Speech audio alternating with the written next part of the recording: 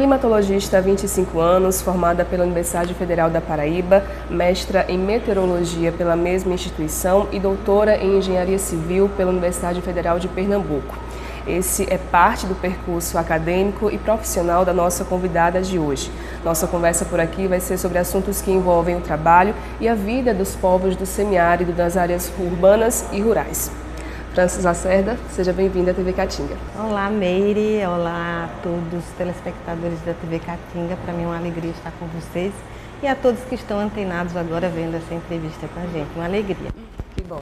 Para começar a nossa conversa, a senhora nasceu em Campina Grande, na Paraíba, e seus pais e avós eram agricultores. Essa relação entre semiárido urbano e rural motivou a senhora para estudar o clima? Sim, eu nasci em Campina Grande, na Serra da Borborema, e me criei praticamente no Cariri da Paraíba. Meus avós, como você falou, e meus pais lidavam com a terra, e eu cresci vendo a caatinga, eu cresci vendo os umbuzeiros, chupando umbu embaixo dos pés de umbu, e vendo os longos períodos de seca e de estiagem, e também as chuvas que ocorriam, quando os rios voltavam a correr. Eu tenho essa cena na minha memória e isso realmente me motivou. E é interessante dizer que o meu bisavô, ele era profeta da chuva. O meu bisavô era profeta da chuva, o meu avô fazia as previsões de tempo dentro dessa mesma linha das profecias. E quando eu escolhi a meteorologia, o meu avô, que já é falecido, viveu quase uma centena de anos, ele disse a mim que ficou muito orgulhoso, porque era um momento de juntar o conhecimento dele, o conhecimento que ele trazia com ele, dos antepassados dele, e o conhecimento científico. Que bacana. Existe uma diferença entre tempo, clima e as mudanças climáticas. Explica pra gente que diferenças são essas. Miri, olha, o tempo é esse momento que estamos vivendo agora. Então, é a temperatura do momento, o que está ocorrendo, se não está chovendo, é essa condição imediata. Então, se eu estou saindo de casa e falo assim, como que está o tempo hoje, aí eu estou me referindo se vai a temperatura, as variações de temperatura ao longo do dia, ou a ausência ou não de chuva, praticamente isso no semiárido, porque nos outros lugares do planeta tem neve, neva, tem vendavais e outras coisas que impactam muito o cotidiano da vida das pessoas. E o clima não, o clima é esse conjunto de variações do tempo ao longo de décadas. Então, quando falo do clima, eu falo desse conjunto de variações do tempo ao longo de 30 anos, 40 anos, 50 anos. E as mudanças climáticas, aí pega uma variação maior, eu falo de centenas de anos, de milhares de anos, de milhões de anos. Então, essa é a diferença básica, para a gente não entrar no meteorologismo das definições e dos conceitos. Quais são, então, as contribuições dos profissionais que trabalham com tempo e clima, principalmente para essa região semiárida aqui do país? Olha, hoje nós já temos, isso começou na década de 90 com um projeto do governo federal, uma ação que focava no estabelecimento de centros de meteorologia nos estados do Nordeste do Brasil. Então foram criados vários centros, E hoje esses centros estão bem estabelecidos. Então existem esses núcleos de meteorologia no Nordeste e hoje em todo o Brasil. Foi uma experiência exitosa que deu certo. E esses centros fazem esse monitoramento do tempo, ou seja, a condição de acompanhar o que está acontecendo, em termos de temperatura e precipitação, basicamente, tem outras variáveis também, e fazer as previsões, acompanhar a condição do tempo e fazer as previsões de curto prazo, que seriam essas previsões do tempo, e também fazer as previsões climáticas, que seriam as previsões que aqui a gente vê muito o agricultor esperar, como é que vai ser o inverno esse ano, como é que vai ser, vai chover, não vai chover. Então, esses centros estaduais tratam dessas questões. E então existem profissionais na área de meteorologia, que são bacharéis em meteorologia, e que se especializam em tratar dessas questões e fazer essas previsões cotidianamente em relação à previsão do tempo e em relação à previsão do clima. Mensalmente é feito essas previsões e são divulgadas essas informações para o público em geral, principalmente para o agricultor, no caso do semiárido, para, vamos dizer assim, dar aquela condição de preparar o agricultor para uma expectativa ou não de chuva. A gente sabe que a região semiárida é caracterizada por um fenômeno natural que é a seca, fato que acontece com frequência. Numa análise cronológica, quais são as principais mudanças climáticas que ocorreram nessa região ao longo dos anos? Olha, como você bem falou, né, bem colocou a situação, a seca é um fenômeno natural. Né? Então, eu falo assim que esse conjunto de características que caracterizam o nosso clima, ele é, vamos dizer assim, fruto de um equilíbrio, né? Então sempre a gente vê essa seca como uma questão de uma distorção, né? É mais ou menos visto dessa forma, mas a seca é um fenômeno natural, como as marés também são um fenômeno natural. A forma como a gente olha esse fenômeno é que ela é, vamos dizer assim, no entanto, um pouco distorcida, né? E o que a gente vem percebendo, por exemplo, que há uma variabilidade natural da condição, não é, de chuva, e que o nosso semiárido não é tão seco assim como a gente, às vezes eu digo a gente, mas é um senso comum, avalia, né, que é seco, mas se nós compararmos esse seco, aí entre aspas eu coloco, com os outros semiáridos do mundo, o nosso é o que mais chove, o que tem uma biodiversidade muito grande, que as temperaturas estão aumentando sistematicamente também. Então a gente tem um quadro que mostra, que é um diagnóstico que mostra a chuva está diminuindo e a temperatura está aumentando. Está aumentando numa proporção grande, em alguns lugares sim, como é o caso de Araripina, que a gente já detectou aproximadamente 5 graus em 50 anos, que dá uma média de 1 grau por década. Isso é uma coisa que já está ocorrendo, aí a gente sai do campo do clima para as mudanças climáticas. E o que os modelos de previsão vêm apontando, que também foi alvo do nosso estudo, é que esse cenário de tendência de diminuição da chuva vai continuar. E esse cenário de tendência de aumento da temperatura vai continuar. Em alguns lugares a gente detectou que não só as máximas temperaturas estão aumentando, como as mínimas estão diminuindo, que é o caso de Araripina, de Caruaru, onde já se mostra um quadro de aridificação, que é um tipo de desertificação causado pela mudança do clima. E aqui em Petrolina a gente vê as duas temperaturas aumentando, tanto a máxima quanto a mínima. Aí você pode me perguntar, mas esse quadro é um quadro que tende a continuar? Não é? Sim, aí na hora que a gente faz as previsões, que rodam os modelos climáticos para o futuro, a gente percebe que os modelos, eles veem esse sinal, reproduzem esse sinal até 2100, até 2050. Então, vai continuar assim. Existe uma justificativa para essas alterações? Olha, uma é o aquecimento global, né? Aquecimento global, o aumento dos gases de efeito estufa, isso que a gente vê, né? A mídia já vem anunciando, já vem documentando, inclusive com bons artigos, né, científicos. Isso aí eu acho que é vamos dizer assim, uma área do conhecimento que vocês que trabalham com a comunicação têm um papel fundamental, é divulgar o que está acontecendo, o que já está sendo publicado, né, nas academias, no painel intergovernamental de mudança do clima, o IPCC.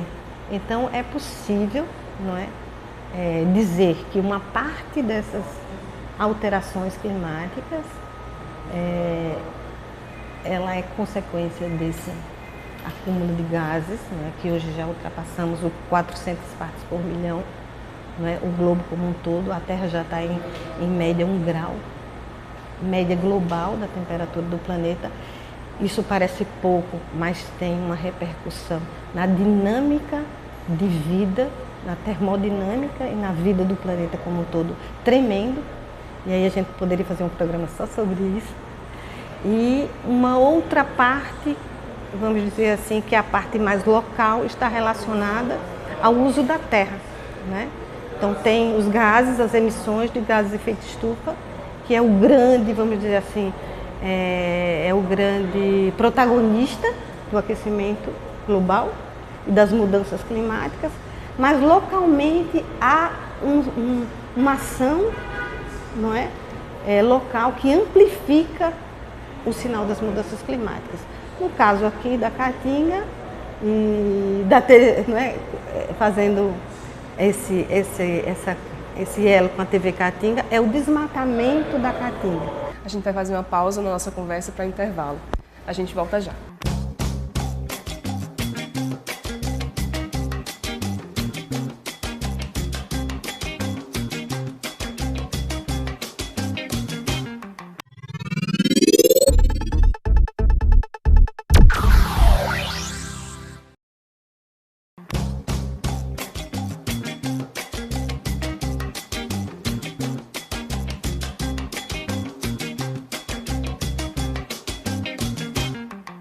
Nessa edição do Sou Sertão, a gente conversa com a climatologista Francis Lacerda. A gente falava sobre as mudanças climáticas no semiárido. Quais são os impactos dessas alterações para a vida das pessoas, tanto das áreas urbanas quanto das áreas rurais da região? O diagnóstico que a gente já estudou e é revelado pelos estudos é que com o aumento da temperatura e a diminuição da chuva, não é, essa condição afeta, vamos dizer, não só a vida dos seres humanos, né, mas a vida como um todo. Então, um primeiro aspecto é a condição, vamos dizer, hídrica. Mas só para te dizer que nos últimos 10 anos a gente tem uma condição acumulada de déficit hídrico. Não é um ano que vai superar todos esses déficits hídricos, teria que ser muita chuva, porque ele é sistemático e ele vai acumulando, né? E quando você vê ao longo desses últimos 20 anos e 30 anos, você vê que há uma tendência, né, de redução da chuva no Nordeste como um todo e na região Norte, de um déficit acumulado de até 5 metros cúbicos de água por metro quadrado. Então, a questão é que essa chuva deixou de cair e dentro desse ciclo hidrológico ela não vai aparecer e não vai desaparecer esse déficit hídrico de uma hora para outra, né? Ele teria que ter aí uma série de anos chovendo sucessivamente. Isso é uma condição que afeta diretamente os rios. Por exemplo, aqui o Rio São Francisco está chovendo menos na cabeceira do rio. Então, qual é a tendência? Então, há uma diversidade de, vamos dizer assim, de impactos na vida do ser humano e na vida dos seres como um todo, que se a gente for relacionar aqui, não é, a gente vai pegar várias condições, mas eu foco central na produção de alimentos, não é, no desconforto térmico, no surgimento das doenças, inclusive das arboviroses, não é, que tem surgido a zika, a dengue, né, estão relacionados com essas mudanças ambientais e com as mudanças climáticas. Na sua opinião, como os órgãos públicos, as autoridades locais e regionais e a sociedade como um todo devem atuar diante desses problemas, dessas questões? Promover políticas públicas que possam, né, tratar dessa questão com seriedade, tendo, não é, como preocupação fundamental essas alterações. O que é que essas alterações, quais são esses impactos por município, não é? E como, de que forma a gente pode ter planos de contingência para enfrentar esses eventos extremos, como seria o caso das secas prolongadas. A gente vai falar agora sobre o Ecolume, projeto que a senhora coordena. O Ecolume envolve questões hídricas, alimentação, produção de energia e vocês também trabalham com a capacidade de ação do ser humano. Explica pra gente como funciona o Ecolume e quais são os resultados que já são percebidos. Muito bom. Essa é a parte boa, né? Até agora eu falei da parte, não gosto de dividir em boa e mal, né? Mas é falar das mudanças climáticas e trazendo uma perspectiva de oportunidade. O Ecolume traz isso, na questão que afeta a segurança hídrica, que afeta a segurança alimentar, porque se chove menos, não é? A tendência natural seria dizer que vai produzir menos, mas não é. e a segurança energética. E a gente desenvolve o conceito de também olhar para a caatinga pelo potencial nutricional que a caatinga tem e das plantas alimentícias não convencionais, que são as punks. Então a gente traz esse conceito novo de comer a caatinga. Como que a gente come a caatinga? Como é que a gente identifica essas plantas? E nossos avós, nossos tataravós, nossos antepassados, inclusive, usavam na alimentação, não é? O mandacaru, não é? O umbu e outras plantas. Não só o uso nutricional, mas o uso também farmacológico. E destacando e trazendo isso como uma oportunidade. Então, essa oportunidade veio por causa de uma dificuldade. Que dificuldade é essa? São as mudanças climáticas. Então, enxergar as mudanças climáticas como uma oportunidade para a gente crescer e prosperar e se reconhecer como natureza que somos, na minha opinião, vamos dizer assim, é a grande alegria das mudanças climáticas. É repensar o nosso estilo de vida, é repensar nossa condição humana, mas não só humana, né? Mas de relação com todos os outros seres, não é? Porque nós somos extensão do bioma, né? Nós não vivemos sem ele. Que tipo de vida a gente pensa ter quando tudo isso, se a gente nada fizer, virar um grande deserto? Então, é resgatar esses conhecimentos e trazer esse conhecimento para unir ao conhecimento acadêmico e científico, mas é trazer esse conhecimento para dentro da academia. E junto a gente fortalecer, não é, esse novo estilo de vida que se apresenta como uma oportunidade, ou não, ou como uma ameaça, se a gente continuar resistindo, não é? E no modus operandi que eu falo, que é uma vida, não é? Um estilo de vida que foi uma, vamos dizer assim, uma herança do colonizador. Então, apesar dos desafios do clima semiárido, é possível viver bem nessa região, encontrando alternativas para isso, não é verdade? Nossa, olha, eu vejo esse semiárido, essa caatinga, como não é o que é um possível viver bem, ela já é um viver bem. Eu fico emocionada, assim, fico arrepiada, né?